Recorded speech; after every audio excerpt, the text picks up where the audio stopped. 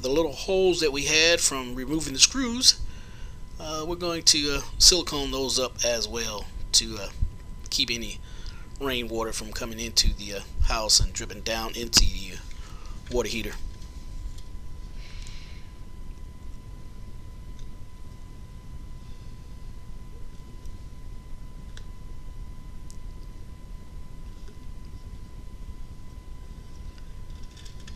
And last but not least,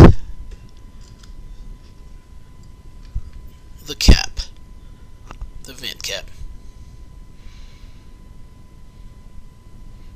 Now this job is complete. One more task left, and that's to adhesive the heat shield to the ceiling. You can see the comparison before and after.